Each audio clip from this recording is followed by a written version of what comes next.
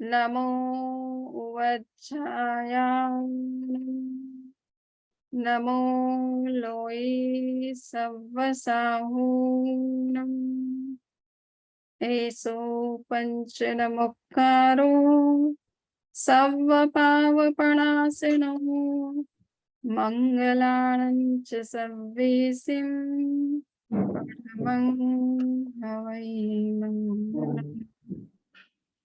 हाँ समीर जी, आपको मैंने कोर्स बनाया हुआ है तो आप अपना स्लाइड शेयर कर सकते हो।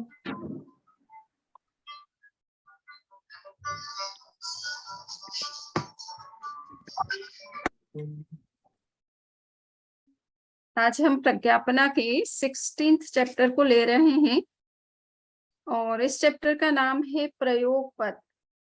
प्रयोग का मतलब है एक्शन और मोशन, दोनों संदर्भ में इसको लिया है। तो ये एक्शन के बारे में बात होगी, क्योंकि हम जैन धर्म में इस सिद्धांत को मानते हैं कि कर्म का बंध क्रिया से होता है। तो क्रिया के स्वरूप को समझना भी आवश्यक है कि क्रिया किस तरह से होती है, किस लेवल पर होती है, किस रूप में होती है। तो ये चैप्टर विशेष रूप से क्रिया पर फोकस करता है। साथ साथ में इसके एंड में मोशन के बारे में बात हुई है कि कितनी प्रकार की मोशंस होती है। पर तो उस मोशन का कंसेप्ट भी बहुत वाइडर है। जस्ट ये नहीं कि एक स्थान से दूसरे स्थान जाने को ही मोशन कहते हैं। एक पदार्थ की अवस्था बदलती है, दूसरी अवस्था प्राप्त करता है पदार्थ, तो उसको भी मोशन के अंतर्गत काउंट किया गया है। सो एक व्यापक संदर्भ में मोशन और एक्शन को डिस्कस किया गया है इस चैप्टर में। तो ये प्रयोग शब्द,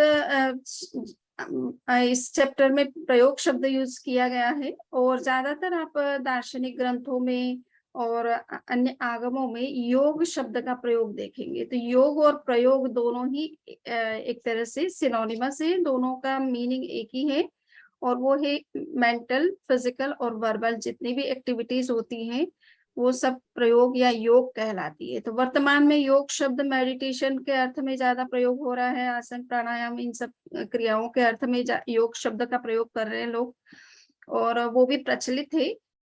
परंतु आगम युग में प्रयोग शब्द या योग शब्द का अर्थ जो है वो एक्शन के अर्थ में लिया गया है। उसके बाद के जो साहित्य आया है, आचार्यों ने जो ग्रंथों की रचना की है उसमें योग और मेडिटेशन से संबंधित जिन ग्रंथों की रचना की है तो वहां पर योग शब्द का उपयोग ध्यान के अर्थ में भी हुआ है। परंतु आगम के संदर्भ में हम जब विचार करेंगे तो वहां पर प्रयोग या योग शब्द मेंटल, फिजिकल और वर्बल एक्टिविटीज के रूप में है। तो हमें ये थोड़ा सा समय के साथ किस तरह से शब्दों के अर्थ बदलते हैं या नए अर्थ जुड़ते हैं, इसको हमें इस संदर्भ में समझना है। तो अब मूल बात है कि मोशन कौन करता है। हम ये सोचते हैं कि हमारा माइंड वर्क कर रहा है या बॉडी वर्क कर रही है या हम वर्बल जो भी हम स्पीच देते हैं तो हमें लगता है कि हमारा वोकल कार्ड जो है वो फंक्शन कर रहा है। बट वास्तव में ये तो सब इंस्ट्रूमेंट्स हैं।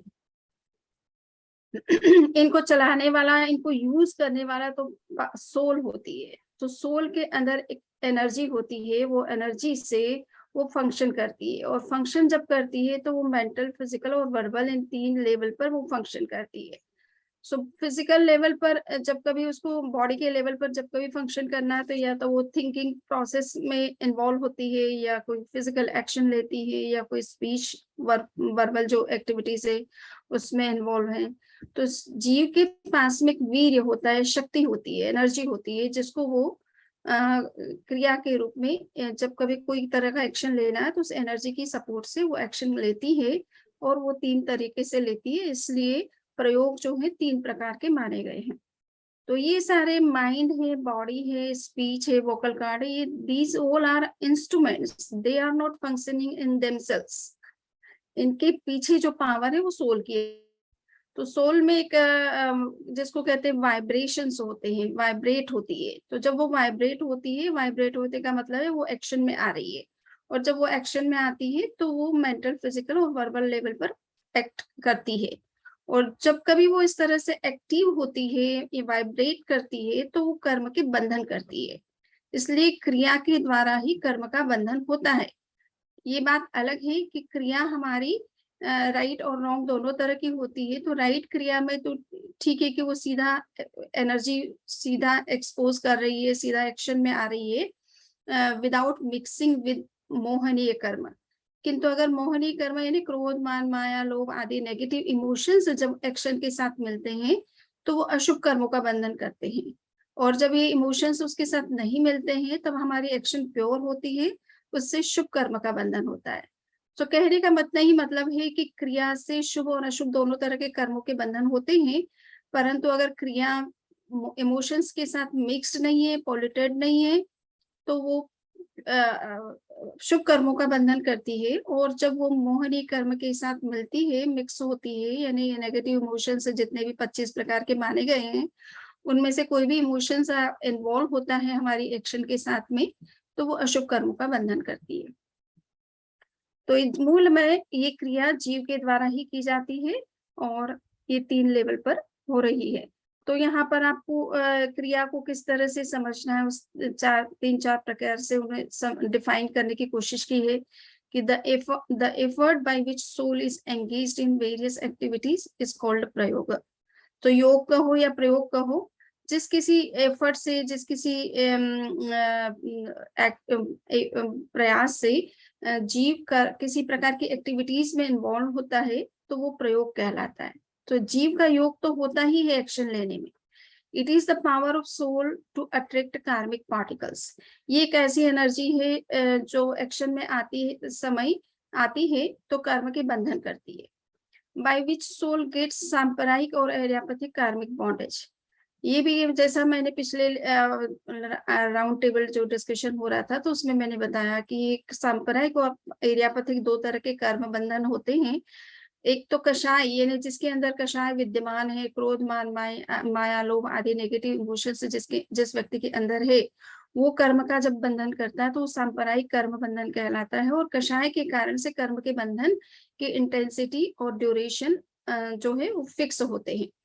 और एरापथिक कर्म का बंधन जो है वीतराग पुरुषों को होता है, क्योंकि वो भी केवल ज्ञान प्राप्त करने के बाद, वीतरागता को प्राप्त करने के बावजूद भी वो भी कुछ न कुछ मेंटल, फिजिकल, वर्बल लेवल पर एंगेज रहते हैं, कुछ न कुछ प्रवचन करते हैं, विहार करते हैं, आहार करते हैं, अन्य जो भी क्रियाएं हैं वो करते हैं, जरूरी जो भी होती है। तो जो भी क्रिया करते हैं वो, चूंकि उनके अंदर कषाय किसी तरह का विद्यमान नहीं है, इसलिए उनके कर्म का जो बंधन होता है वो पुण्य रूप होता है, पाप रूप नहीं होता है, परंतु उसे एर्यापथिक कर्म बंधन कहा जाता है। और उसका टाइम भी बहुत शॉर्ट होता है। एक टाइम में, एक मोमेंट में वो कर्म का संबंध जीव के साथ में होता है और दूसरे मोमेंट में वो सेपरेट हो जाता है। उसका उसमें टाइम ड्यूरेशन बिल्कुल भी एक तरह से नहीं होता, 2 समय का वो बंधन होता है। किंतु सांप्रदायिक बंध तो कई जन्मों के लिए हो सकता है, क्योंकि उसमें कषाय इन्वॉल्व है। सो ये 2 तरह के बंधन जो होते हैं ये जीव की अपनी क्रिया से ही होते हैं। अशुद्ध क्रिया है तो एरापथिक बंध होगा, अशुद्ध क्रिया है तो सांप्रदायिक कर्म का बंधन होगा। द कॉज ऑफ कार्मिक attraction and means of karmic bondage is action. तो इसलिए जो भी कर्म अट्रैक्ट हो रहा है उसमें एक्शन का बड़ा रोल है। एंड जो भी कर्म के बंधन हो रहे हैं उसमें कर्म को अट्रैक्ट करने में और कर्म को बाइंड करने में, दोनों में इस एक्शन का रोल रहता है। With the support of internal energy, the action of soul is प्रयोग। ये जीव की अपनी जो एनर्जी है, उस एनर्जी के सपोर्ट से जो जीव जो भी एक्शन लेता है वो सब प्रयोग या योग कहलाता है। And mind, speech and body are only means for soul to act and thereby to attract the karmic matter। ये माइंड, बॉडी और ये जो भी वर्बल हमारे सिस्टम है बॉडी के अंदर, वो सब मीन्स हैं जीव को जो भी एक्शन लेना है तो उसको अपने कुछ न कुछ साधन चाहिए, फिजिकल लेवल पर कुछ इंस्ट्रूमेंट्स चाहिए, तो वो इंस्ट्रूमेंट्स के रूप में वो वर्क करते हैं और उनके द्वारा ही कर्म का ग्रहण भी होता है। In brief, soul acts through mind, speech and body and therefore ये सारे जो एक्शन होते हैं ये 3 तरह की हो गई, mental, verbal and physical. In detail, each action is again of 4 types। ये 2 एक्शन स्पेशली मेंटल और वर्बल जो एक्टिविटीज होती है वो 4 तरह की होती है, सत्य, असत्य, मिश्र और व्यवहार। तो ये सत्य हम थोड़ा-सा इसको भी समझ लेंगे। इसके साथ ही हम ये देखेंगे कि ये जो सत्य का मतलब क्या है कि टू थिंक और speak of well-being leading to liberation and of truth. यानी आप कोई भी चीज़ अगर ऐसी सोचते हैं जो सत्य है और दूसरों के लिए कल्याणकारी है या आपको मोक्ष मार्ग पर आगे बढ़ाने में सहायक है, तो ऐसा कोई भी चिंतन है, इस तरह की भाषा का कोई भी प्रयोग है, तो वो सत्य मन योग या सत्य वचन योग के अंतर्गत आता है। और इससे ऑपोजिट जो चीज़ें हैं, वो असत्य मन योग या असत्य वचन योग के अंतर्गत आता है। और दोनों अगर सत्य-असत्य दोनों मिक्स्ड है आपकी लैंग्वेज में, तो मिक्स्ड के अंतर्गत आता है। और चौथा प्रकार है कन्वेंशनल, यानी हम व्यवहार में कुछ चीज़ें ऐसी बोलते हैं जो न तो सत्य होती है, ना असत्य होती है। वो एक कन्वेंशनल लैंग्वेज है, बोलने की, बात करने की तरीका है।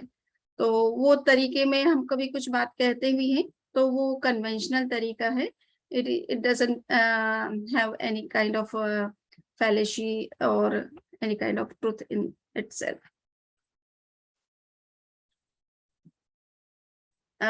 और फिजिकल लेवल पर अब यहाँ पर ये समझना है कि फिजिकल लेवल पर हम 7 तरह की एक्टिविटीज होती है, क्योंकि हमारे पास एक प्रकार का शरीर नहीं होता है। हमारे इसमें कहने का मतलब है कि सभी जीवों के पास एक ही प्रकार का शरीर नहीं है। मनुष्य और पशु के पास में या जितने भी संसारी प्राणी हैं, उसमें स्पेशली मनुष्य और पशुओं के पास में औदारिक शरीर होता है। और औदारिक शरीर का दूसरे यानी सूक्ष्म शरीर के साथ में भी संबंध होता है। और समय-समय पर उनके पास रिद्धियाँ-सिद्धियाँ होती है, तो वो दूसरे वैक्री शरीर का भी निर्माण करते हैं, आहारक शरीर का भी निर्माण करते हैं। तो औदारिक शरीर यानी हमारा भी जो फिजिकल बॉडी, ग्रॉस बॉडी है, इसके द्वारा हम जो भी एक्टिविटीज़ कर रहे हैं, वो सब औदारिक शरीर से होने वाली क्रिया कहलाती है। किंतु जब कोई भी बच्चा गर्भ में आता है, माता के फर्स्ट मूवमेंट में, कहीं से भी सोल एंटर करती है माता के गर्भ में, तो वो सबसे पहले कर्म शरीर के साथ में मिक्स होकर के शरीर का निर्माण करती है। सो वो उसको कहते हैं कर्म शरीर के साथ में औदारिक शरीर का मिश्रण हो रहा है।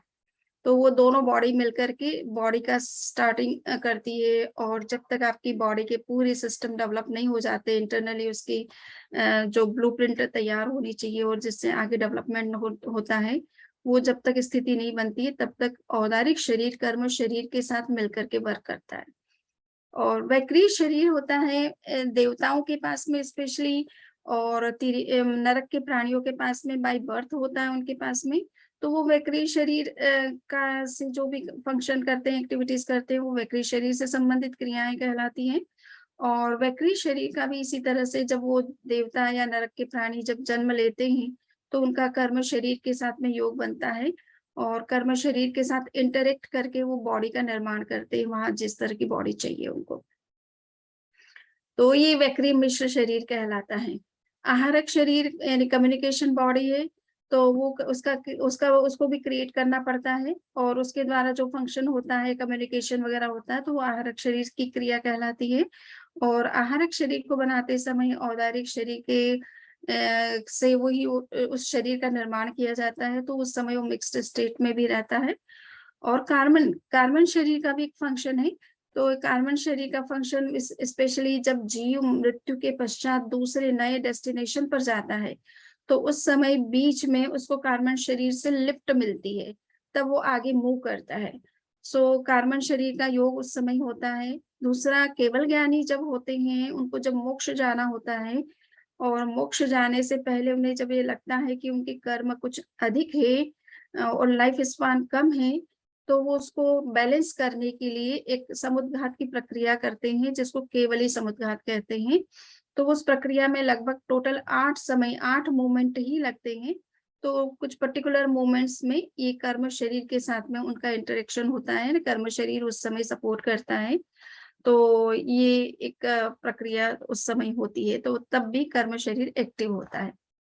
सो इस रूप में ये चारों शरीरों को मिलकर के ये देखा जाए तो 7 प्रकार से शरीर की क्रियाएं बताई गई है। थोड़ा सा हम ये देखें कि detail physical action is of 7 types, वो अपन ने मैंने मोटा मोटी इस बात को डिस्कस कर भी लिया है कि ये शरीर की क्रियाएं किस तरह से, यानी अलग अलग शरीर किस तरह की क्रियाएं करते हैं।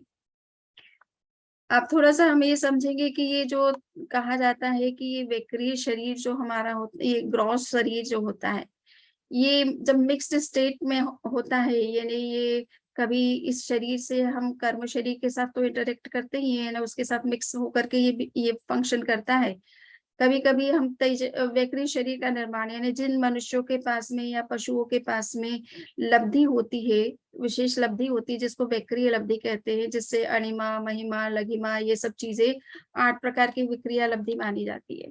सो उससे आप शरीर का अपना रूप बदल सकते हैं। तो जैसे यहाँ मैंने एक एग्जांपल दिया है कि हिंदू परंपरा के हिसाब से विष्णु ने नरसिंह अवतार लिया था। तो वो दिखने में नीचे के पोर्शन में तो मनुष्य की तरह दिखते, ऊपर से चेहरा उनका शेर की तरह था। तो ये विक्रिया लब्धि से होता है, यानी विष्णु के पास में ये विक्रिया लब्धि थी, जिसके कारण से उन्होंने अपना ये नरसिंह रूप बनाया। तो ये रूप बनाते समय उस समय औदारिक शरीर जब कन्वर्ट होता है वक्रीय शरीर में, और वो स्टेट जो है मिक्स्ड स्टेट कहलाती है। और फिर वापस ही वक्रीय शरीर से वो फिर नॉर्मल अपनी जो ओरिजिनल बॉडी है उसमें वापस कन्वर्ट हो जाते हैं। तो ये स्टेट जो है मिक्स्ड स्टेट कहलाती है। तो ये इस तरह की होता है। इसी तरह से कम्युनिकेशन बॉडी क्रिएट करते हैं, तो उस समय इसी तरह से औदारिक शरीर और कम्युनिकेशन बॉडी का आपस में इंटरेक्शन होता है।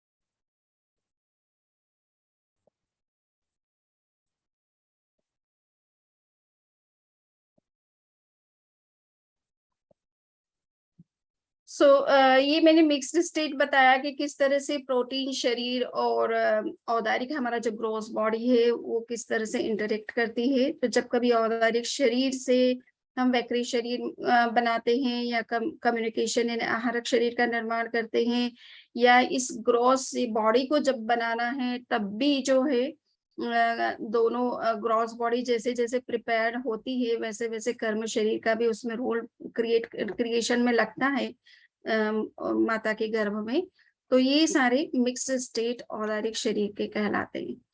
इसी तरह से ये प्रोटीन बॉडी, यानी कभी कभी जो है हम ये जब औदारिक शरीर ने वक्रीय शरीर बनाने के बाद में, यानी मान लीजिए नरसिंह का रूप बना लिया और फिर वापस लौटते हैं, तो ये ओरिजिनल बॉडी में आते हैं, ओरिजिनल शेप वापस लेते हैं, तो ये भी मिक्स्ड स्टेट कहलाता है। तो ये प्रोटीन और किस तरह से प्रोटीन का औदारिक के साथ मिक्सचर होता है, और ग्रोथ का किस तरह से प्रोटीन या कम्युनिकेशन बॉडी के साथ मिक्सचर होता है, ये थोड़ा समझाने का कोशिश किया गया है। और ये आप देखिए कि ये है आहारक शरीर, ये कम्युनिकेशन बॉडी, ये बिल्कुल स्फटिक की तरह होती है, बहुत फाइन मैटर की होती है। तो अभी इस वर्तमान में मोबाइल से कम्युनिकेशन होता है, तो जो भी लाइट की वेव्स है वो तो व्हाइट कलर की इस तरह की रेज होती है। तो ये कम्युनिकेशन बॉडी है। इसके द्वारा जो भी 14 पूर्वधर होते हैं वो स्पेशली तीर्थंकरों से कम्युनिकेशन करते हैं, उनको अगर कोई प्रश्न का उत्तर नहीं पता है या किसी विषय में कुछ जानना है। तो इस शरीर का इस यहाँ से लेफ्ट हैंड की तरफ से या राइट हैंड की तरफ से, मुझे एग्जैक्ट देखना है, बट इस बॉडी को यहाँ से निकालते हैं, वो कंधे से निकालते हैं। तो वो बॉडी क्रिएट जिस समय होती है, तो पूरी जब तक क्रिएट नहीं होती है और सेपरेट नहीं होती है तब तक वो मिक्स स्टेट चलती रहती है, और उस समय दोनों तरह की बॉडी एक तरह से फंक्शन कर रही है।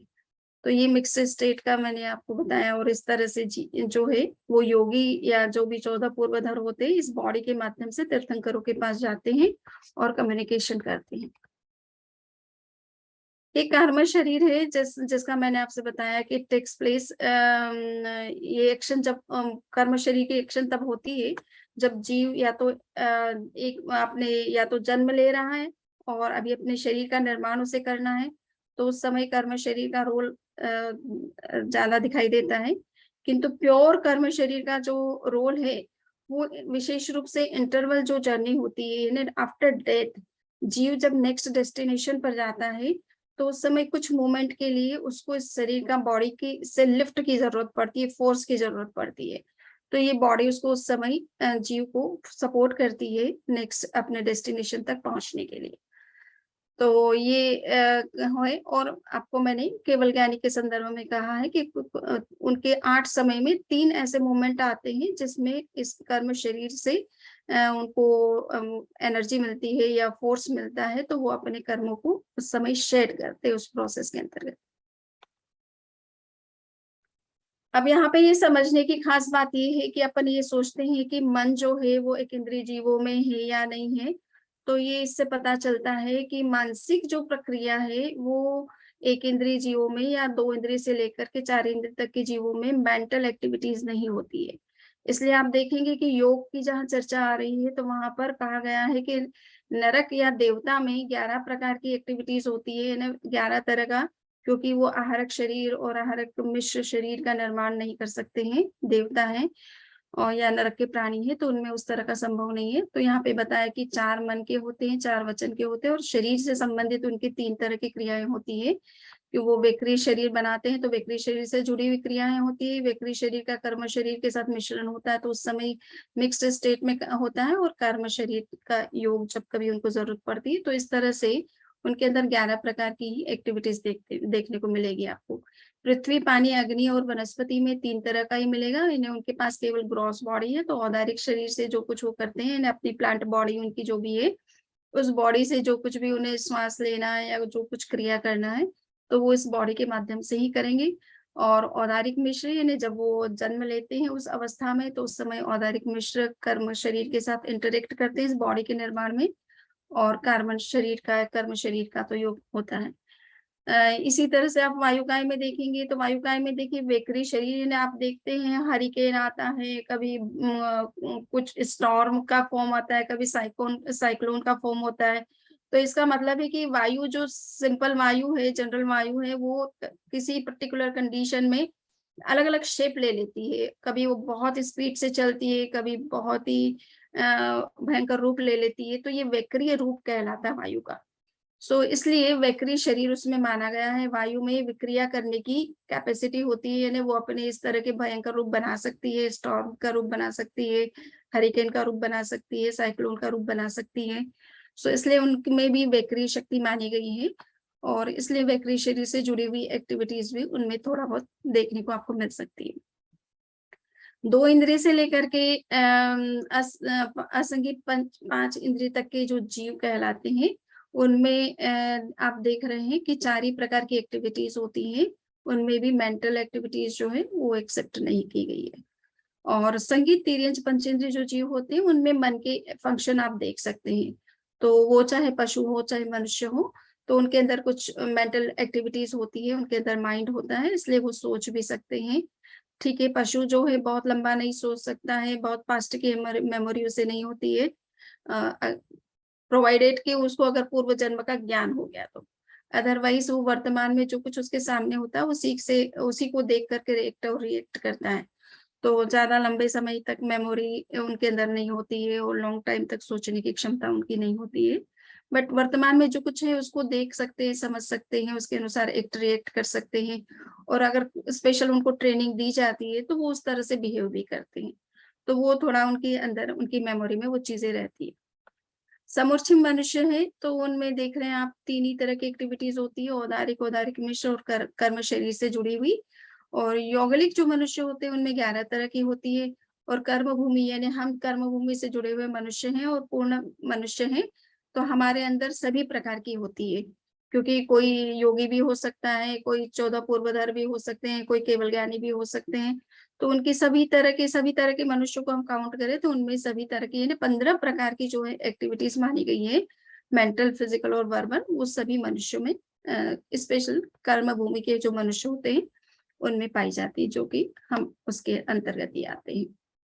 तो यहाँ पर आप देख रहे हैं ये एक और चार्ट है, सेम इसी बात को थोड़ा सा तरीके से रिपीट किया गया है और साथ में ये भी बताया गया है कि ये सारी एक्टिविटीज जो जीवों में हमें देखने को मिल रही है, तो कुछ एक्टिविटीज तो ये है कि कुछ उन पर्टिकुलर जीवों में हमेशा आपको देखने को मिलेगी ही निश्चित रूप से, उतनी तो उसमें पाई जाती है। सो वो उसे शाश्वत क्रिया कहा गया है। और कुछ एक्टिविटीज ऐसी होती है जो पर्टिकुलर टाइम बीइंग के लिए पर्टिकुलर स्टेट में वो देखने को मिलती है, हर समय नहीं मिलती है। जैसे आहारक शरीर है, आहारक शरीर का निर्माण करना हर किसी के बस की बात तो नहीं है। 14 पूर्वधर ही उसका निर्माण कर सकते हैं और वो जब नहीं होते हैं तो वो इतना उनका गैप 6 मंथ के लिए हो सकता है। यानी इस धरती पर आहारक शरीर का निर्माण करने वाले योगी या जो 14 पूर्वधर होते हैं, वो 6 मंथ के लिए कभी ऐसा समय हो सकता है कि वो ना दिखे, कहीं भी उनका अस्तित्व ना हो, तो उतना गैप होता है। बाकी अदरवाइज हर 6 मंथ के after you can see that कोई ना कोई आहारक शरीर धारण करने वाला योगी, ये 14 पूर्वधर होते हैं जो उस शरीर का निर्माण करते हैं, उसका उपयोग करते हैं, उसका प्रयोग करते हैं।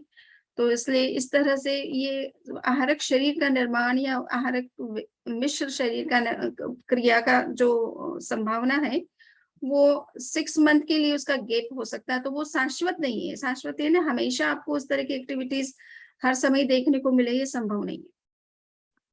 तो ये इस तरह से कैलकुलेशन करके यहाँ पे बताया है कि किसमें क्या कितनी क्रिया मिल सकती है और कब मिल सकती है, कब नहीं मिल सकती है।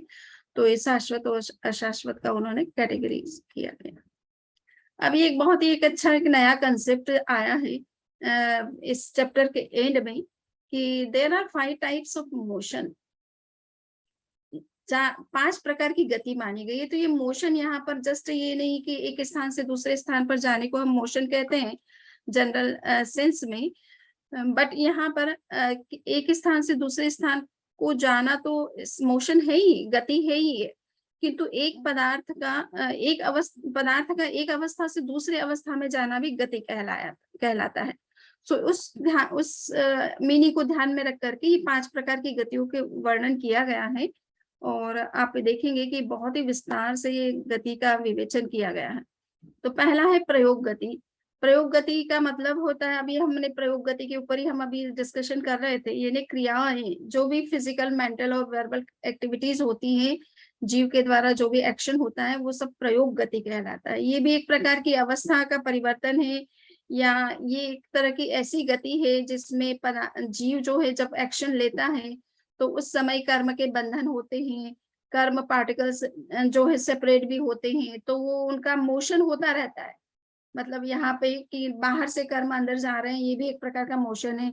अंदर के कर्म बाहर निकल रहे हैं तो वो भी एक प्रकार का मोशन है। तो ये इस क्रिया से उस तरह का मोशन होता रहता है। तदगति का मतलब है कि आप जब किसी एक स्थान से आप अपने ऑफिस जाना चाहते हैं तो घर से आप निकलते हैं और ऑफिस जब तक आप नहीं पहुंचते तो बीच में जो गति आप कर रहे हैं उसको तदगति कहा गया है। तो यद्यपि प्रयोग गति के अंतर्गत फिजिकल जो एक्टिविटीज मोशन लिए गए हैं वो उसके अंतर्गत ये इंक्लूड हो जाता है, फिर भी इसको स्पेशल बताया गया है कि हम कभी हम अपने एक स्थान से जब चलते हैं और दूसरे स्थान तक जब तक हम अपने डेस्टिनेशन पर नहीं पहुंचते हैं तब तक बीच में हमारी जो चलना हो रहा है, गति हो रहा है, एक एक स्पेस पॉइंट पर हम टच करते हुए चलते जा रहे हैं, तो वो तदगति के अंतर्गत स्पेशल काउंट किया गया है। तो अब ये देखना है कि इस गति का क्या ऐसा स्पेशल महत्व था जो कि इसको सेपरेट किया गया है। अब थर्ड है बंधन छेदन गति। हम देखते हैं कि शरीर से जीव मुक्त होता है, तो जब मुक्त होता है तो उसकी गति किस तरह से होती है, क्योंकि कहा जाता है कि वास्तव में जीव में कोई गति या कोई क्रिया उस रूप में नहीं है। जब तक वो कर्म शरीर के साथ या इस फिजिकल बॉडी के साथ कनेक्टेड है तभी तक वो मोशन करता है या कोई तरह का मूवमेंट करता है। बाकी मुक्त अवस्था में, शुद्ध अवस्था में जीव में कोई क्रिया नहीं होती है। वो परिणमन जरूर होता है परंतु उसमें कोई तरह का मोशन नहीं होगा, कोई तरह का एक्शन नहीं होगा। सो ये बंधन छेदन यानी जीव जब शरीर से मुक्त होता है तब तो वो शुद्ध है, फिर वो मोक्ष कैसे पहुंच जाता है, क्योंकि वो शुद्ध जीव में कोई क्रिया नहीं है, कोई तरह का मोशन नहीं, तो उसकी गति कैसे हो रही है वहां तक। तो ये कहा जाता है कि जब जीव कर्म शरीर से छूटता है, विशेष रूप से आयुष्य कर्म का जो बंधन होते हैं उस बंधन से जब छूटता है तो उस छूटने की एक फोर्स मिलती है उस समय, उस फोर्स से उसकी गति वहां तक हो जाती है। बाकी जीव अपनी ओर से गति शुद्ध अवस्था में कुछ नहीं कर सकता है। तो इसको बंधन छेदन गति कहा गया है। और उसके लिए शास्त्रों में एरंड फली का उदाहरण दिया जाता है। एरंड की फली जब सूख जाती है पूरी तरह से, तब वो फटती है, और जब वो फटती है तो उसके अंदर के जो सीड होते हैं वो अपने आप ऊपर की तरफ उछलते हैं। तो सीड ने अपनी ओर से कुछ प्रयास नहीं किया, किंतु जब वो बंधन छेदन होता है, यानी उस फली का फूटना होता है, उससे सीड अपने आप फोर्स से ऊपर की तरफ उछलते हैं। तो यही गति सिद्ध जीवों की होती है कि सिद्ध जीव जो है बंधन छेदन गति से मोक्ष में पहुंचते हैं। तो शरीर, इसी तरह से शरीर भी छूटता है, यानी आत्मा और शरीर का आपस में संबंध है अनादिकाल से, और ये अनादिकाल की इतनी गहरी बॉन्डिंग जब खत्म होती है तो शरीर आत्मा से अलग होता है और आत्मा शरीर से अलग होती है। तो ये बंधन छेदन गति के नाम से इसको जाना जाता है। उपपात गति, उपपात गति का मतलब है कि जन्म लेना, वैसे किसी पर्टिकुलर स्थान में जाना या रहना, तो उस तरह की गति को उपपात गति कहा गया है। इसको थोड़ा विस्तार से हम नेक्स्ट स्लाइड में समझेंगे। एक है विहायो गति। विहायो गति यानी फ्लाइंग इन द स्काई, जैसे बर्ड्स जो हैं वो आकाश में जाते हैं।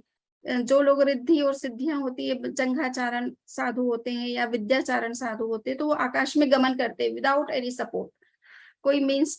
तो इसलिए शास्त्रों में इस तरह के बहुत उदाहरण है कि नंदीश्वर द्वीप तक जो है जंघाचारण और विद्याचारण जो मुनि होते थे वो जाते थे।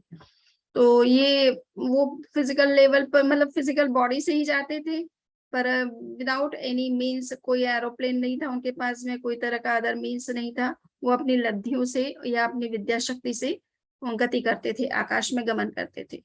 सो ये विहायो गति कहलाती है। तो पक्षियों का चाहे उड़ना है, चाहे विद्याचरण जंघाचरण मुनियों का आकाश में गमन करना है, चाहे योगियों का गमन करना होता है, आकाश से, आकाश मार्ग से गति करते हैं। तो और वासुदेव बलदेव का भी अगर आपने जीवन देखा होगा तो वो भी कभी कभी एक मथुरा से, जब कृष्ण को मथुरा जाना था तो बीच में उनको वहां से, मथुरा से द्वारका उन्होंने जब बसाई थी, तो वो आकाश मार्ग से गए थे। तो ये आकाश मार्ग से जाने वाली जो गति होती है उसको विहायो गति कहते हैं। विहाय का मतलब होता है आकाश। अभी हम ये देख रहे हैं कि उपपात मोशन किस तरह से होता है। तो उपपात मोशन को 3 तरह से डिफाइन किया गया है, कि ये भी एक वाइडर टर्म है। इसमें कहा कि क्षेत्रोपपात गति होती है। क्षेत्रोपपात गति का मतलब है कि सभी तरह के जीव जो हैं वो 4 गतियों में विभाजित किए गए हैं, वर्गीकृत किए गए हैं, और इसके अलावा एक सिद्ध क्षेत्र भी है, मोक्ष का स्थान भी है। तो ये 4 तरह के जीव जो हैं जहाँ पाए जाते हैं, वहां जीव का मृत्यु के बाद में अगर जन्म होता है तो वो पर्टिकुलर उस प्लेस पे जा रहे हैं जहां उनको उस पर्टिकुलर फॉर्म ऑफ लाइफ में जन्म लेना है। तो वो प्लेस से संबंधित क्षेत्रोपपात गति का संबंध है, यानी वो पर्टिकुलर प्लेस जहां जाकर के वो जीव जन्म ले रहा है उसे क्षेत्रोपपात गति कहा गया है। तो जन्म ले चाहे मुक्त होकर के पहुंचे, तो दोनों चीजें इंक्लूड की गई है। इसलिए क्षेत्रोपपात गति में 3 तरह की गति हो जाती है, 5 प्रकार की गतियां होती है। नरक गति, तिर्यंच गति, मनुष्य गति, देव गति और सिद्ध गति, ये 5 गतियां मानी गई है इसके अंतर्गत। भवोपपात गति जो होता है, taking birth in any of the 4 forms of life. भव का मतलब होता है जन्म लेना। तो किस पर्टिकुलर फॉर्म में आप जन्म ले रहे हैं उसके आधार पर जो है ये गति मानी गई है। तो चूंकि जन्म तो संसारी प्राणियों का ही होता है, मुक्त जीवों का नहीं होता है, इसलिए इसमें 4 ही प्रकार की गतियां मानी गई है। तो नरक गति में जन्म लेना, मनुष्य के रूप में जन्म लेना, तिर्यंच के रूप में जन्म लेना और देव के रूप में जन्म लेना, ये 4 तरह के जो जन्म लिए जाते हैं इसको भवोपपात गति कहा गया है। अब नेक्स्ट है नो भवोपपात गति, यानी जहां जन्म नहीं होता है, या फिर ऐसी चीज है जो जिसका जन्म से कोई संबंध नहीं है, उन पदार्थों की गति। तो स्पेशल मैटर की जो गति होती है, और इसमें स्पेशल उस गति को लिया है, परमाणु की गति को लिया है। परमाणु जो है विश्व के एक कोने से दूसरे कोने में एक समय में पहुंच सकता है। तो इसमें परमाणु की इतनी फास्टेस्ट स्पीड मानी गई है कि वो एक ही मोमेंट में उत्तर से दक्षिण, पूर्व से पश्चिम, ऊपर से नीचे किसी भी दिशा में जा सकता है और पूरी यूनिवर्स को कवर कर सकता है। तो ये जो फास्टेस्ट स्पीड परमाणु की मानी गई है, इसको नौ भवोत्पात गति के अंतर्गत लिया गया है। इसी तरह से सिद्धों की जो गति होती है वो भी एक ही समय में, एक ही मोमेंट के अंदर होती है, तो वो गति भी इसी के अंतर्गत काउंट की जाती है। अब ये जो है विहायु गति, यानी आकाश में होने वाली जो गति है, इसको हमें किस तरह से समझना है, तो ये भी थोड़ा वाइडर सेंस में ली गई है।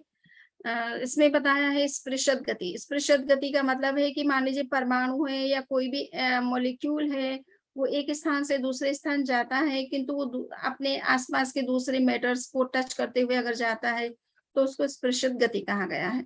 एक अस्पृशत गति, यानी ऐसी भी गति हो सकती है कि मैटर जो है, जो भी परमाणु या मॉलिक्यूल जो है, एक स्थान से दूसरे स्थान मूव करते समय किसी आसपास के किसी मैटर को या एटम को या किसी भी मॉलिक्यूल को टच नहीं करता है, तो वो अस्पृशत गति के अंतर्गत माना गया है। उपसंपद्यमान गति का मतलब होता है कि कोई व्यक्ति, जैसे हम कार से जाते हैं या वायुयान से जाते हैं या ट्रेन से जाते हैं या प्लेन से जाते हैं, जो भी है, तो हम जो कोई मीन्स यूज करके अगर एक स्थान से दूसरे स्थान जाते हैं तो उसको उपसंपद्यमान गति कहा गया है। अनुपसंपद्यमान गति यानी हम जा रहे हैं एक स्थान से दूसरे स्थान, बट हम किसी कारवार के माध्यम से नहीं जा रहे, अपने पैरों से चल करके पहुंच रहे हैं, तो ये अनुपसंपद्यमान गति कहलाती है। पुद्गल की गति जो है, पुद्गल में कोई भी तरह के पुद्गल मटेरियल एंटिटीज है, उनकी जो भी मोशन है, जो भी गति है, वो जिस तरह से भी चलते हैं, वो पुद्गल गति के अंतर्गत उनको माना गया है। मंडूक गति है। मंडूक गति का मतलब मेंढक होता है, और मेंढक किस तरह से स्कीप करते हुए चलता है, तो वो पूरा स्पेस को टच करते हुए नहीं चलता, बीच बीच में स्किप करते हुए चलता रहता है। तो ये जो स्कीप करके चलने वाली जो भी गति है, उसको मंडूक गति नाम दिया गया है। नौका गति, ये जल में जो गति होती है, नौका जिस तरह से जल में चलती है, शिप जल में चलता है, जल में चलने वाले जितने भी प्राणी होते हैं, तो वो जो जल से संबंधित जो भी गति है, उसको नौका गति का नाम दिया गया है। नई गति, नई का मतलब होता है वैसे व्यूज होता है, तो जैन शास्त्रों में 7 प्रकार के नए माने गए हैं: नेगम, संग्रह, व्यवहार, ऋजुसूत्र, शब्द, संभिरूट और एवं भूत। तो ये एक तरह से नई का मतलब है कि वस्तु को देखने का और उसको एक्सप्लेन करने का अपना अपना तरीका होता है। तो ये 7 टाइप्स ऑफ इंटरप्रिटेशन पॉसिबल है किसी भी चीज के, तो वो नई गति का, उसको नई गति नाम दिया गया। ये छाया, छाया एक बहुत ही विचित्र गति की बात है कि शास्त्रों में ये मिलता है कि जो रिद्धि और सिद्धि संपन्न योगी साधक होते हैं या मुनि होते हैं, वो आकाश में गमन करते हैं, तो आकाश में गमन करने के लिए वो छाया का सपोर्ट लेते हैं, यानी सूर्य की छाया हो, चंद्र की छाया हो, किसी ग्रह, अन्य ग्रह की छाया हो, छाया के सपोर्ट से वो गति कर सकते हैं, तो उसे छाया गति कहा गया है। और जहाँ छायानुपात गति को कहते हैं कि मनुष्य, जैसे हम खड़े होते हैं तो हमारी छाया बनती है, और वो छाया हमारा अनुगमन कर रही है, हम जैसे जैसे चलते हैं हमारे पीछे पीछे वो छाया चलती है, तो उसको छायानुपात गति कहा गया। तो ये छाया वाले में तो है कि मनुष्य छाया का सपोर्ट ले रहा है, और ये छायानुपात में ये है कि छाया मनुष्य का सपोर्ट ले रही है, जैसे जैसे मनुष्य आगे बढ़ता है वैसे वैसे वो छाया उसके साथ चलती रहती है। लेशा, लेशा का मतलब है कि हमारा जो ओरा है, ओरा में भी परिवर्तन होता रहता है, हम कभी अच्छे भावों में रहते हैं, कभी हमारे अंदर नेगेटिव चीजें चलती हैं, तो जिस तरह का हमारे अंदर भाव चलता है, विचार चलता है, उसके हिसाब से हमारे ओरा में एक मोशन चलता रहता है, कलर उसके चेंज होते रहते हैं, तो उसको लेशा कहा गया है।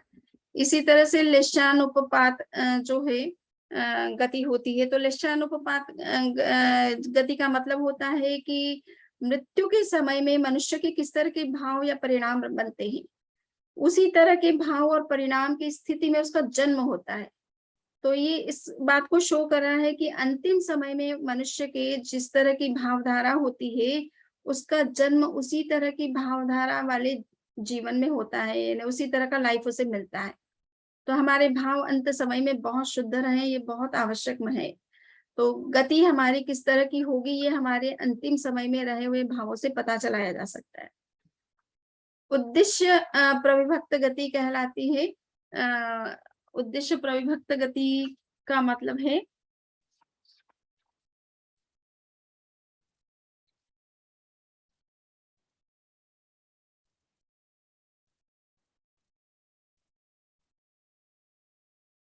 ओके।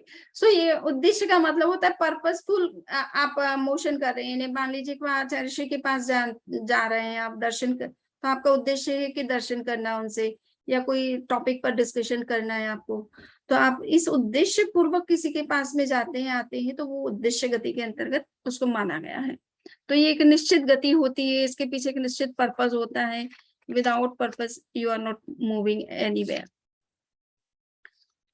उद्देश्य प्रविभक्त गति, प्रविभक्त એટલે प्रतिनियत निश्चित। ओके, चतुर्पुरुष प्रविभक्त, 4 प्रकार के पुरुषों की 4 प्रकार की प्रविभक्त प्रतिनियत गति होती है। यानी यहाँ पर ये बताया गया है कि कभी कभी होता है कि हम 4 व्यक्ति अपने स्थान से निकल रहे हैं और उसी सेम टाइम में हमें जहाँ जो डेस्टिनेशन है वो हम सेम टाइम पर पहुंच रहे हैं। कभी कभी ऐसा होता है कि हम 4 व्यक्ति निकले तो एक ही समय पर पहुंचने का हमारा समय अलग अलग हो जाता है। कभी हम निकलने में अलग अलग समय चूज करते हैं कि तो पहुंचने में हमारा सेम समय होता है, और कभी दोनों ही स्थिति जो है हाँ, चौथे स्टेज में ये है कि हम एक समय में हम बाहर निकले भी नहीं है और पहुंचने का हमारा समय भी अलग अलग होता है। तो ऐसा कभी कभी होता है कि हमारी गति, हम कभी कभी समय सेम रखते हैं फिर भी हम पहुंचने में आगे पीछे हो जाते हैं, कभी सेम टाइम पे पहुंचते हैं, कभी सेम टाइम पे नहीं पहुंचते हैं, और कभी हम सेम टाइम पर निकलते भी नहीं है। सो इस तरह की गति को पुरुष प्रविभक्त गति कहा गया है। वक्र गति जो है, वक्र गति का मतलब है कि वक्र गति 4 प्रकार नीचे। ओके, तो वक्र गति भी 4 प्रकार की बताई गई है। उसमें पहली है घट्टनता। कोई भी पदार्थ है अड़ी अड़ी ने चालू, तो कोई भी पदार्थ जो है एक दूसरे से घर्षण करते हुए चलता है, उसको आप इंग्लिश में घर्षण के लिए क्या बोलते हैं, तो वो पदार्थ जैसे आटा पीसा जाता है, तो आटा पीसते समय चक्की जो चलती है तो एक पाटा दूसरे पाटे से घर्षण करते हुए उस आटा को मतलब गेहूं को या अनाज को चूर्ण बनाता है। सो इस तरह की जो घर्षण गति होती है उसको घट्टनता गति कहा जाता है। स्तंभन गति, स्तंभन गति का मतलब है कि गति हो रही है कि तो बीच बीच में रुकते जा रहे हैं, सो वो स्तंभन गति कहलाती है। श्लेषण गति, श्लेषण गति का मतलब होता है कि दूसरे एक अंग और दूसरा अंग जो है एक दूसरे को टच करता है, तो उस तरह की जो गति होती है, शरीर ना एक अंग थी बीजा अंगनो स्पर्श करीने चालू, तो इस तरह की जो गति होती है वो श्लेषण गति कहलाती है। और लास्ट है प्रपतन गति। तो प्रपतन गति में ये होता है कि पदार्थ जो गिरता गिरता हुआ चलता है, तो सीधा स्ट्रेट नहीं चलता है या व्यवस्थित रूप में नहीं चलता, वो गिरते गिरते हुए चलता है। तो इस तरह की ये 4 तरह की जो गति मानी गई है इसको वक्र गति कहा गया है। और आचार्य प्रकार की गति अनिष्ट અને अप्रशस्त होवाથી તેને वक्र गति कहे छे। ये गति प्रशस्त नहीं मानी गई शास्त्रों में कि इस तरह से जो चला जाता है या जो भी मोशन होता है वो अच्छा मोशन नहीं है, अच्छी कैटेगरी में नहीं माना जाता है इसको, तो इसको अप्रशस्त कैटेगरी में लिया गया है।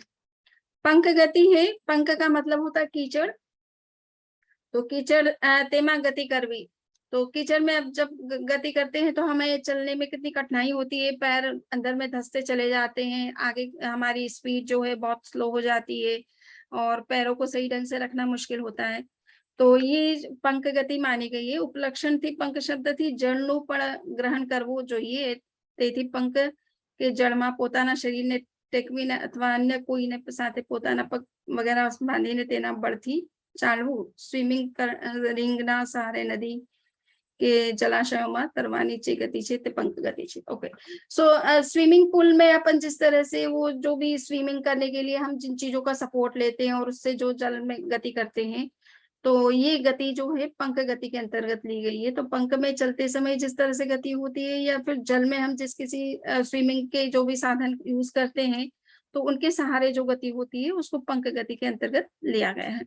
बंधन विमोचन गति है, तो बंधन विमोचन गति में जैसे फल जो है वृक्ष से टूटता है और नीचे गिरता है, तो ये बंधन विमोचन गति है। इन्हें फल का टूटने से नीचे की तरफ उसकी गति होती है।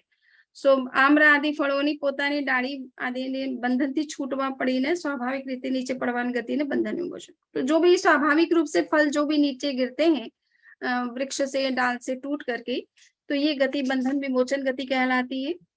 तो ये इस तरह से 17 प्रकार से गति का विवेचन किया गया है विहायो गति के अंतर्गत। तो ये सारी गतियां एक तरह से स्पेस में होने वाली गतियां हैं। इसको हमें स्पेशल समझना है, ये पॉइंट यहाँ पर खास बात है। और ये इतने प्रकार की गतियां होती है पदार्थों की। सो इसके साथ ही ये चैप्टर अपना फिनिश हो जाता है। अब किसी के कोई क्वेश्चन है तो कर सकते हैं।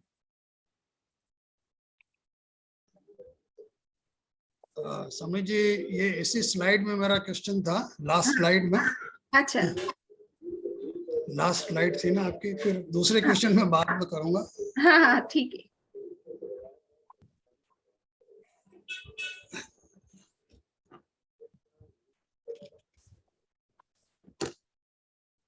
आप बताइए क्या। ये जो ये स्पर्शक गति और अस्पर्शक गति की बात जो कही है, हाँ, तो अस्पर्शस्थ कैसे हो सकता है? क्योंकि मान लीजिए परमाणु की गति है, तो अपन ये मानते हैं कि लोकाकाश के हर प्रदेश पर असंख्यात परमाणु हैं। ओके, हाँ, कोई भी परमाणु गति करेगा तो बिना स्पर्श के कैसे कर सकता है? नहीं, लोकाकाश में असंख्य परमाणु है, उससे किसी परमाणु को गति करने में क्या प्रॉब्लम है? बात ये है कि वो परमाणु अगर शॉर्ट टाइम में जो गति मानी जाती है कि एक समय में परमाणु एक कोने से दूसरे ऑपोजिट कोने में चला जा रहा है, अगर वो टच करके चलेगा तो उसको बहुत टाइम लग जाएगा, वो एक समय में पहुंच ही नहीं सकता। तो इसलिए अस्पृशत गति भी होती है और स्पृशत गति भी होती है। तो कुछ टच करते हुए चलता है, चाहे वो जमीन को टच करे, चाहे स्पेस पॉइंट्स को टच करे, चाहे किसी पदार्थ को टच करे, उसमें उसको थोड़ा टाइम ज्यादा लगेगा। और जो अस्पृशत गति होती है वो फास्टेस्ट होती है, और 1 मूवमेंट में परमाणु एक कोने से दूसरे कोने में पहुंचता है। तो उसमें तो सवाल ही नहीं है कि वो किसी चीज को टच कर सकता है। टच करने में फिर उसकी एक मूवमेंट में गति हो ही नहीं सकती। तो ये मानना पड़ेगा कि जो परमाणु है वो पार्टिकल फॉर्म में नहीं है, ये मानना पड़ेगा। पार्टिकल फॉर्म में होने से, और अपन परमाणु को जो है last unit of physical entity मान रहे हैं, सबसे छोटी इकाई है वो तो। जी, वो पार्टिकल तो है। पार्टिकल को अगर हम उससे बड़ा मानते हैं तो वो तो एक प्रकार का मॉलिक्यूल है अपनी दृष्टि में। वो डायमेंशनलेस है ऐसा मानते हैं, तो फिर उसमें तो टच करने का प्रश्न ही नहीं उठता if it has no dimensions. तो वही बात रही कि डायमेंशन लेस है, और मतलब ये कि पार्टिकल फॉर्म नहीं है, तभी अस्पर्शक गति हो सकती है। ठीक है। मेरे दूसरा 2 प्रश्न और थे सुमी जी। हाँ। एक तो हमने जो बात की सांप्रदायिक क्रिया और इरियापथिक क्रिया, यस, और हम ये कह रहे हैं कि इरियापथिक क्रिया से कोई बंध नहीं होता है, मतलब नहीं, इरियापथिक क्रिया से बंध तो होता है, 2 समय बंद का होता है, बंद होता है, लेकिन लेकिन एक समय बंद होता है, दूसरे समय में खिल जाता है, यही मान्यता है। बिल्कुल सही है। हाँ, तो जो सांप्रदायिक क्रिया है, तो उसमें दोनों होगी ना, शुभ और अशुभ। सांप्रदायिक में दोनों हो सकता है, शुभ और अशुभ, क्योंकि इट डिपेंड्स ऑन योर क्रिया। आप उस समय किस तरह के स्टेट में हो, आप संवर कर रहे हो, ध्यान कर रहे हो, स्वाध्याय कर रहे हो, तो शुभ क्रिया है, उसमें कोई अशुभ की कोई बात नहीं है, तो उसमें तो शुभ का ही बंधन होगा। दोनों ही हो सकते हैं, शुभ और अशुभ होते हैं। हाँ, सांप्रदायिक दोनों हो सकते हैं, शुभ अशुभ दोनों हो सकते हैं, परंतु इरियापथिक जो है एकांत रूप से शुभ क्रिया ही, पुण्य रूप क्रिया ही होती है। जी, ठीक है, वो ठीक है। एक महत्वपूर्ण बात जो ये निकल के आती है कि केवली समुद्घात होता है। यस, मतलब ये है कि लास्ट में जो आघाती कर्म बच गए, और वो अगर आयु कर्म से उनका मेल नहीं होता है, मैच नहीं करता है, तो समुद्घात के द्वारा इसको मैच किया जाता है। यही है ना उसका कंसेप्ट? बिल्कुल सही। हाँ, बिल्कुल सही है। वो 3 आघाती जो कर्म है, वेदनी कर्म, नाम और गोत्र की अगर क्वांटिटी ज्यादा है और लाइफ स्पान कम है उस कंपैरिजन में, तो उनको बैलेंस करना पड़ता है उसके लिए। हाँ, नहीं तो मेरा इसमें आशय ये है कि नॉर्मली तो जो घाती कर्म है वो हम साधना से उनको खत्म करते हैं। हाँ, तप और ध्यान से। yes. इसका मतलब ये हुआ कि जो अघाती कर्म है उसको तप ध्यान समाप्त नहीं किया जाता। नहीं तो कर लेते फिर समुद्र की जरूरत पड़ती। नहीं तो ये भी एक प्रकार की ये नेचुरल प्रोसेस होती है, जो कि ये तो नेचर के अपने नियम है ना बैलेंस करने के कुछ। अभी जैसे पेंडेमिक में नेचर ने अपनी ओर से बैलेंस किया ना कुछ, तो इसी तरह से सिद्धों के संदर्भ में कहा जाता है कि स्वाभाविक रूप से होता है जब लगता है कि कर्म अतिरिक्त है, तो ये प्रक्रिया करना भी अपने आप में एक प्रकार की साधना ही है, एक प्रकार का स्पिरिचुअल एफर्ट है अंदर का।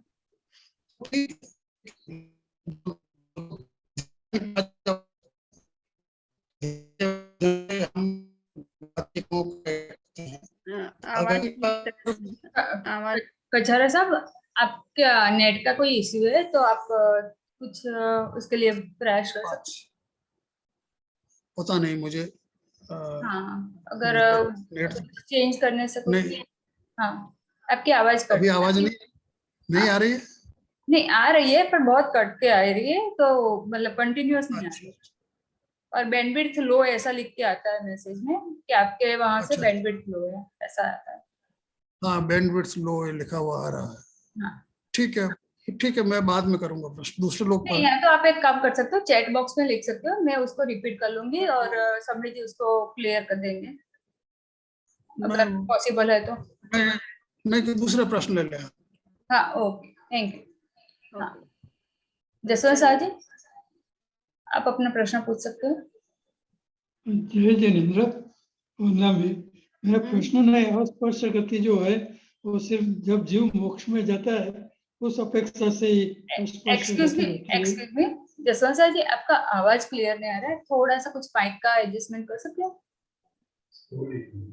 नहीं कोई बात नहीं, मैं समझ गई। ये मोक्ष में जाता है जीव तब तो होती है अस्पृशत गति, आप मान करके चलिए उसको तो। परंतु मेरी दृष्टि में जो भी ऋजु गति होती है, ऋजु गति जब भी होती है, चाहे वो संसारी प्राणी है, मोक्ष में नहीं जा रहा है, बट वो भी अगर एक समय में अपने डेस्टिनेशन पर पहुंच रहा है, तो एक समय में तभी पॉसिबल है कि वो बीच में कुछ भी टच न करे किसी स्पेस पॉइंट को या किसी भी चीज को, तभी उसकी संभव हो सकती है। वन मोमेंट में यहाँ भी है और वहां भी है, ये तभी संभव हो सकता है। इसी तरह से मैटर, परमाणु की बात है, अभी अपन ने अभी बात करी कि परमाणु की जो गति मानी गई है, वो एक मोमेंट में वो एक कोने से दूसरे कोने में चला जाता है। सो ये तभी संभव है कि वो कुछ टच न करे, टच करने से तो वो एक मोमेंट में नहीं पहुंचेगा। तो इसलिए हमको थोड़ा सा केवल सिद्धों के साथ ही नहीं, ऋजु गति से जो भी जीव जाता है या परमाणु जो एक समय में पहुंचता है, तो ये गति बिना टच किए ही होगी, टच करने से पॉसिबल नहीं। मेरे ख्याल से उस समय भी उसके साथ कार्बन और तेजस शरीर तो रहता ही है, उस अपेक्षा से अस्पर्श नहीं कर सकते हैं। वो तो देखिए, वो तो उसका अस्तित्व का हिस्सा है, उसको हम काउंट ना करें एक बार के लिए। वो तो उसका अस्तित्व का हिस्सा है, वो संसारी जीव का मतलब ये कर्म और तेजस शरीर के साथ तो होगा ही होगा वो।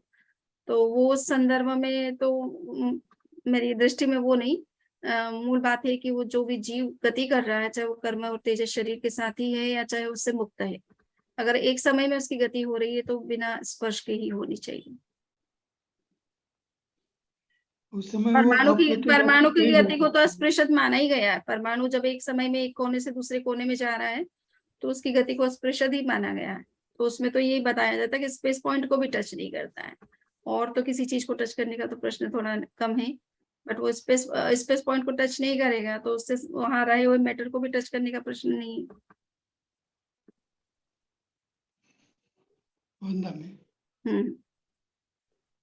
भंडारी साहब का कुछ प्रश्न है? जसवंत साहब, आपका तो कुछ बहुत आपने सुंदर तरीके से सब समझाया, काफी गूढ़ है विषय ये। तो एक तो मैं पूछना चाहता था कि ये जो कम्युनिकेशन बॉडी आपने यूज किया है और आहारक शरीर आपने यूज किया है और एक कहीं कॉन्शियस बॉडी भी यूज की जाती है, ये सब तीनों एक ही है या अलग अलग है? कॉन्शियस बॉडी तो हमने नहीं सुना कहीं पर, क्योंकि कॉन्शियसनेस है जो कि बॉडी नहीं है एक्चुअल में, वो तो हमारी ज्ञानात्मक जो शक्ति है, कॉग्निटिव पावर है। नहीं, कॉन्शियस बॉडी उसको कहते हैं जब कोई चीज हम समझने की चेष्टा करते हैं उस वक्त वो उस बॉडी का निर्माण होता है, ऐसा मैंने पढ़ा था कहीं। ये क्या है कि थोड़ा कुछ लोग सिद्धांत और तत्व की भाषा को तो यूज नहीं करते ना, वो अपने तरीके की लैंग्वेज बनाते हैं। तो कॉन्शियसनेस जो भी है वो तो हमारी चेतना का की पावर है, वो कोई बॉडी नहीं है और ना कोई उसका फिजिकल रूप है। सो उसको बॉडी कह देते हैं। अब ये नई नई भाषा लेकर के लोग आते हैं, तात्विक दृष्टि से देखा जाए तो उस पर बॉडी शब्द अप्लाई होता ही नहीं है। दूसरा ये है कि आहारक शरीर और कम्युनिकेशन, तो आहारक शरीर को समझाने के लिए ट्रांसलेशन इसका जो है कम्युनिकेशन बॉडी के रूप में किया जाता है, क्योंकि इससे कम्युनिकेशन किया जाता है। ये बॉडी स्पेशली इसी पर्पज से बनाई जाती है, इसलिए इंग्लिश ट्रांसलेशन इसका कम्युनिकेशन है, बट हिंदी में तो इसको आहारक शरीर ही बोलेंगे। अच्छा, दूसरा ये आपने ये जो लास्ट स्लाइड थी इसमें आपने 2 कॉलम में अलग अलग, वैसे तो आपने कहा 17 हैं ये टोटल, वो एक्चुअल पर में क्या उनको होता 2 है में कि वो विभाजन किया है, इसका कोई कारण है या? नहीं, वो सारी एक साथ 17 नहीं आ रहा था ना, तो उसकी मैंने कॉपी करी, तो इधर में फिर वो वापस 1 2 3 4 ही बन गया, क्योंकि वो 17 का नंबर लेता ही नहीं, मतलब अच्छा, इधर डालने से, तो वो अपने आप ही नहीं मैंने कन्वर्ट सोचा हो गया। कुछ फंडामेंटल डिफरेंस होगा दोनों में, नहीं कोई वो एक। कन्वर्ट अपने आप ही कन्वर्ट हो गया डिफॉल्ट। अच्छा अच्छा जी।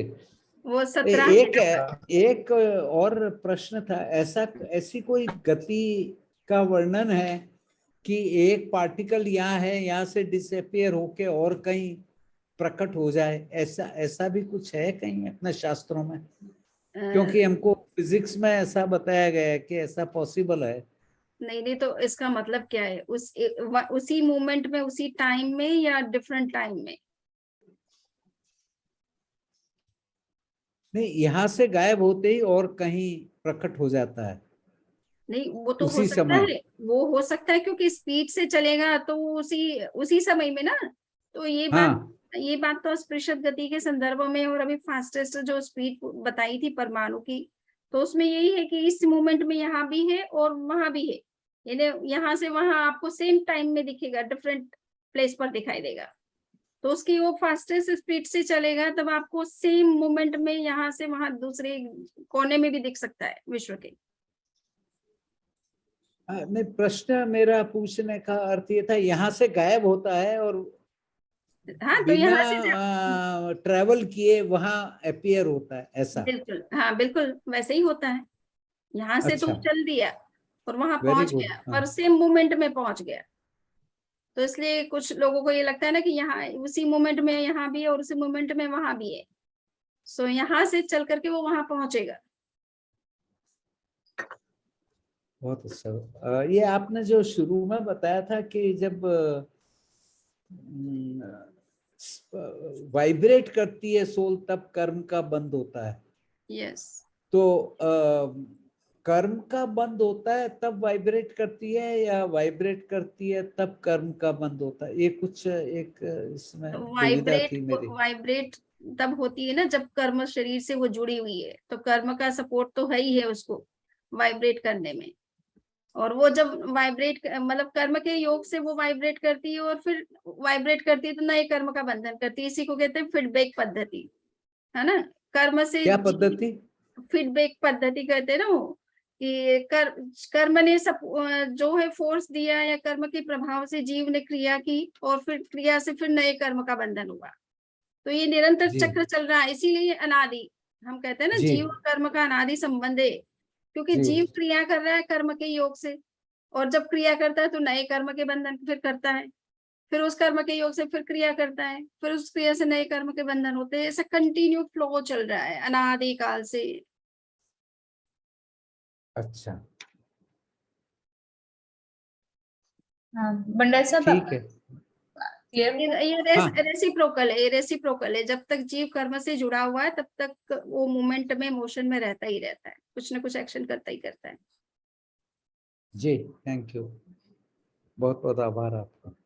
उसी से नए कर्म का चक्र कंटिन्यू करता है। ये आपने अच्छा क्रिया वाला जो लिया है वो टॉपिक अच्छा लगा है, मतलब रेफरेंस में लिया है, क्योंकि पिछली बार भी अपना जो आरटीएम में भी डिस्कशन हुआ था उसमें भी यही जरूरी था, परफेक्ट आपने उसी टाइम भी दिया था। इसीलिए वो क्या है कि देव कुमार जी का ईमेल मुझे मिला था, तो उनका यही था कि आपने क्रिया से कर्म का बंधन बताया और कषाय से होता है बंधन। तो मैंने कहा कषाय जो है वो इसकी इंटेंसिटी और ड्यूरेशन को फिक्स करता है।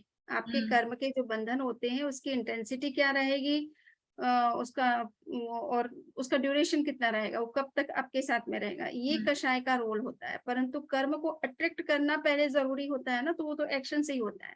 सही। तो भंडारी साहब भी उस टाइम वही बता रहे थे, बस एक्शन ही मूल कर्म को आकर्षित करती है, फिर उसका ड्यूरेशन और इंटेंसिटी जो है कषाय के आधार पर निश्चित होती है। आप किस इंटेंशन से वो क्रिया कर रहे हो, किस इमोशंस के साथ में कर रहे हो, वो उसकी ड्यूरेशन और इंटेंसिटी को फिक्स करने में हेल्प करता है। सही सही। बाकी डायरेक्टली कषाय कर्म का बंधन नहीं करता है क्रिया से होता है कर्म का बंधन। सही। तो एक प्रश्न और था मेरा, अगर हाँ शेषा जी क्या नहीं हाँ, हाँ, वो नहीं। आपने कहा कि वो जब जीव की उत्पत्ति होती है तो कर्म के साथ मिक्स होता है वो, ऐसा कर्म के तो साथ मिलकर। हाँ, प्रश्न ये है कि वो मिक्स के तो पहले से ही रहता है मेरे ख्याल से, वो कर्म और आत्मा तो बंद ही रहती है, उसमें कुछ नया मिक्सिंग नहीं होता है। हम बात कर रहे हैं औदारिक शरीर और कर्म शरीर की बात कर रहे हैं। आप जीव जो है कर्म शरीर को लेकर के माता के गर्भ में एंटर करेगा, तो वहां पर जो भी वो ओवम और स्पर्म को नहीं ग्रहण करेगा,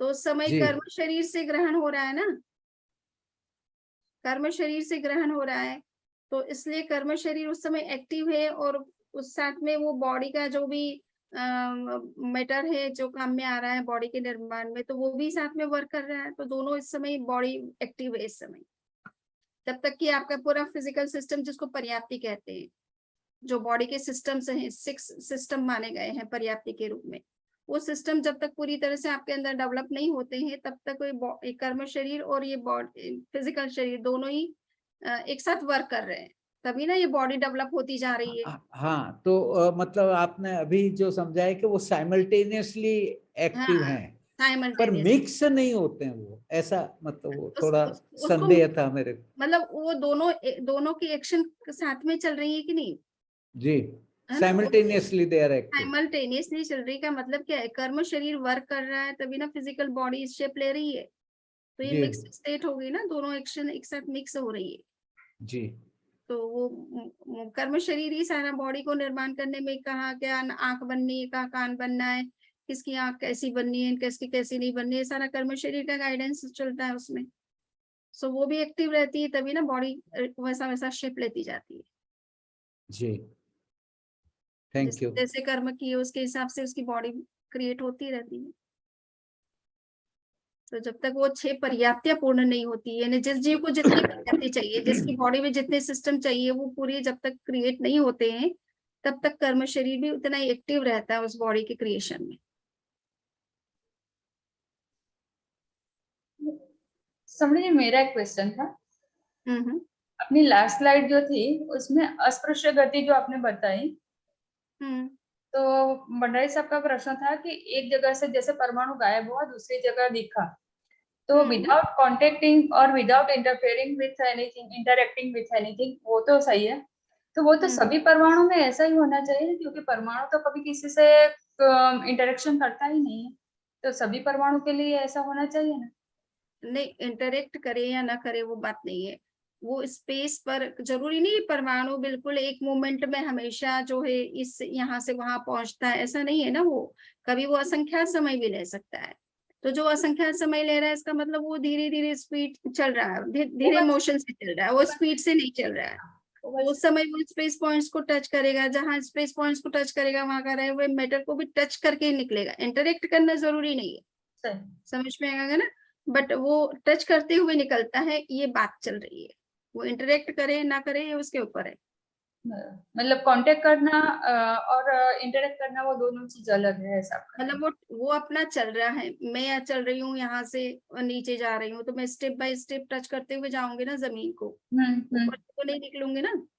सो ऐसे ही परमाणु भी जो मोशन करता है तो वो स्पेस में मोशन करता है, तो कभी वो धीरे चलता है, कभी वो स्पीड से चलता है, तो उसकी अलग अलग तरह की गति होती है। कभी वो स्पिनिंग करता है, कभी ऑसिलेशन होता है, कभी किसी तरह का मोशन होता है। तो उस मोशन में कहाँ उसको कितना टच करना, नहीं करना, कितने समय में कहाँ पहुंचना है। तो अगर वो टच करके निकल रहा है तो थोड़ा टाइम लेता है, और बिना टच किए फ्रिक्शनलेस ट्रेवल। फ्रिक्शनलेस, हाँ तो समझ आया। हाँ, पर अभी भी थोड़ा सा समझना पड़ेगा उसको। उसको आप इंटरेक्शन कर रहा है ऐसा मत समझिए, ठीक है ना। और इंटरेक्ट, परमाणु भी तो आपस में इंटरेक्ट करते हैं, तभी तक कॉम्बिनेशन होते हैं और एग्रीगेट्स या मॉलिक्यूल्स बनते हैं। तो ऐसा नहीं है कि परमाणु कुछ करता नहीं, परमाणु से ही तो चीजें बन रही हैं। तो वो तो आप दूसरे परमाणु के साथ में से वो कॉम्बिनेशन तो करता सही है। है। ये तो हाँ, मैंने इसलिए पूछा कि जो विदाउट इंटरेक्टिंग है इसी की बात कर रही हूँ मैं। नहीं, आपकी बात सही है, पर यहाँ पे मतलब मोशन, हाँ, कांटेक्ट और हाँ, इंटरेक्शन दोनों चीज अलग है, ऐसा आप बता रहे हो। हाँ, ये मोशन है, मोशन। यहाँ सही। इंटरेक्शन की बात नहीं हो रही, मोशन की बात हो रही कि किस तरह से मोशन करता है। सही। वो टाइम, कितना टाइम ले रहा है उसके ऊपर डिपेंड करेगा कि वो कितना टच करते हुए निकलता है या बिना टच किए हुए निकलता है। सही। कचार साहब, अगर आप वापस ट्राई करना चाहो तो आपका प्रश्न पूछ सकते हो। है क्या कच्छा साहब? कचार साहब निकल गए लगता है। हाँ, नहीं है।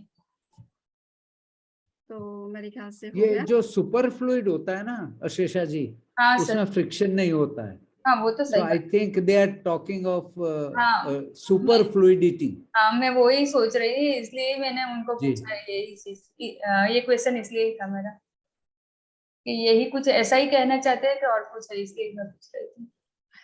अब सही। वो देखिए साइंस की टर्मिनोलॉजी की नहीं सही है। मैं सर के नहीं, हम तो समझने का प्रयत्न कर रहे हैं। आपने जो कहा वो ताकि आपने जो हम किया, आपने जो बताया समझ जी, उसको हम हमारी लैंग्वेज में इंटरप्रेट करने का ट्राई कर रहे हैं। वो बिल्कुल सही है, कोई बात नहीं, हाँ। इसको उस सेंस में ले लीजिए हाँ नहीं। जिसमें फ्रिक्शन नहीं होता है। तभी तो मेरे पास तो दोनों बड़े बड़े गुरुजी है, आप भी हो, साथ साथ भंडारी साहब है, तो मैं तो दोनों का फायदा ले रही हूँ।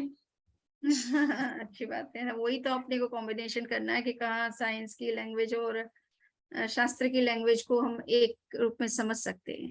नहीं सही बात है। हाँ। और क्योंकि किसी का चीजें ट्रुथ जो है ना तो साइंस क्रिएट कर सकता है ना धर्म क्रिएट करता है। ट्रुथ तो जो है वो तो है ही, ये चीजें तो दुनिया में, ये घटनाएं और ये पदार्थ और ये गतियां तो शाश्वत अनादिकाल से चली आ रही है। अब इसको समझने का साइंस का अपना तरीका है, शास्त्र का अपना तरीका है।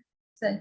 हमारे पिछले क्लास का एक मैं सेशन का एक क्वेश्चन पूछ सकती हूँ समझ जी? अभी और किसी के क्वेश्चन नहीं है तो दिक्कत नहीं है मुझे, परंतु हमारे लोढ़ा साहब वगैरह स्कॉलर्स हैं, उनका टाइम देख हाँ लीजिए। हाँ तो ठीक है। प्रॉब्लम नहीं होती, मुझे तो कोई दिक्कत नहीं नहीं है। सही बात। लोढ़ा सर, आपका कुछ क्वेश्चन है या आपका कुछ इसके बारे में कुछ कहना है तो हम सुनना चाहेंगे, पर कुछ म्यूट म्यूट है आप। म्यूट है सर आपका। मैं सिर्फ समझने की कोशिश कर रहा हूँ, कोई प्रश्न नहीं है मेरा। चलिए, तब आपका कोई क्वेश्चन है तो ठीक है, और नहीं तो मुझे पर्सनली पूछ लीजिएगा। सब हाँ, मैं लोगों को, पर्सनल मैं मैसेज सब लोगों का टाइम नहीं लें। हाँ सही। आप बहुत अच्छी तरह समझा रहे हैं और काफी आपने समझाने की एबिलिटी डेवलप कर ली है। गुरुदेव की कृपा है और आप सबका मार्गदर्शन मिलता है निरंतर, तो अपने आप ही हम भंडारी जी और सभी लोगों के साथ बैठते हैं तो सीखते रहते हैं कुछ ना कुछ। तो सोचते हैं कि कितना सिंप्लीफाइड कर सकते हैं या आज की टर्मिनोलॉजी में किस तरह से इसको एक्सप्लेन कर सकते हैं, तो वही सीखते हैं। सही। बहुत बढ़िया, पर अच्छे से समझा रहे हो आप। हाँ। तभी इतने क्वेश्चन हमें क्रिएट हो रहे हैं, वरना तो ऊपर से जाता सब। नहीं, अच्छा है। बहुत ही ये ग्रंथों का भी अब ट्रांसलेशन हो भी रहा है, वर्तमान की भाषा में भी हो रहा है, अब इंग्लिश ट्रांसलेशन भी हो रहे हैं। सो काफी कुछ चीजें आज की टर्मिनोलॉजी में समझ में आने लग जाएगी। बाकी तो ये तो ट्रुथ है, ये कोई क्रिएशन नहीं है किसी का या कोई कल्पना की चीजें नहीं है। बट हाँ, चीज को स्टडी करने का अपना अपना तरीका होता है या अपनी अपनी टर्मिनोलॉजी होती है, और 2500 वर्ष पहले ये लैंग्वेज थी इन चीजों के लिए। आज की लैंग्वेज जो है साइंस से प्रभावित है, बट 2500 वर्ष पहले ये लैंग्वेज थी दुनिया की, तो इसी भाषा में लिखा गया जो कुछ। सही बात है। आज ही मैं पढ़ रही थी तो मैं वही सोच रही थी कि अगर हमारे पास सिर्फ क्लासिकल फिजिक्स होता, उस टाइम हमने ये सब किया होता है डिस्कशन, तो हमने किस तरह से किया होता।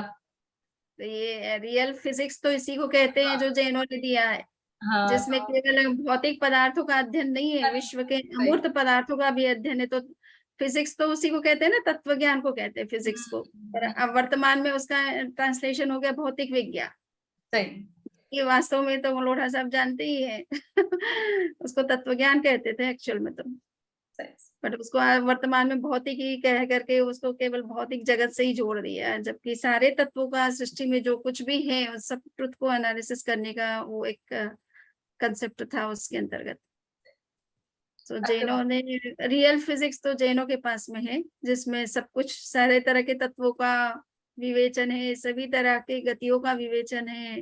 विश्व का कोई भी पदार्थ ऐसा नहीं है जिसका इसमें एक तरह से स्टडी नहीं किया गया हो, बट हाँ ठीक है, विस्तार से विवेचन जो चाहिए वो वर्तमान में विज्ञान की शोध से हमें उन चीजों की जानकारी मिल सकती है अच्छी तरह से।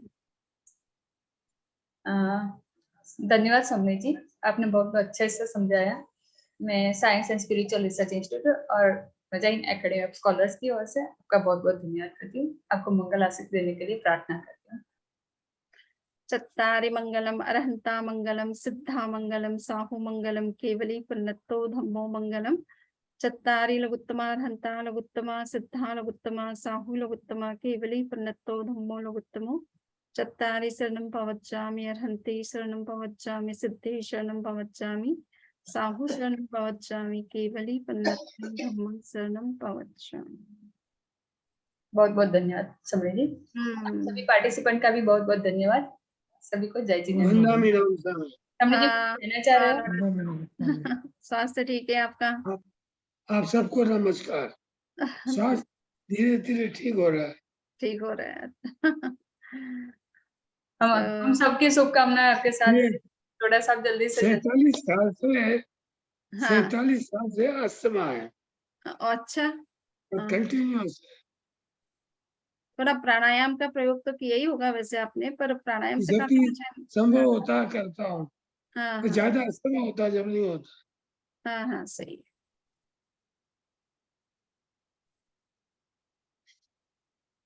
ठीक है, सभी को जय जिनेंद्र।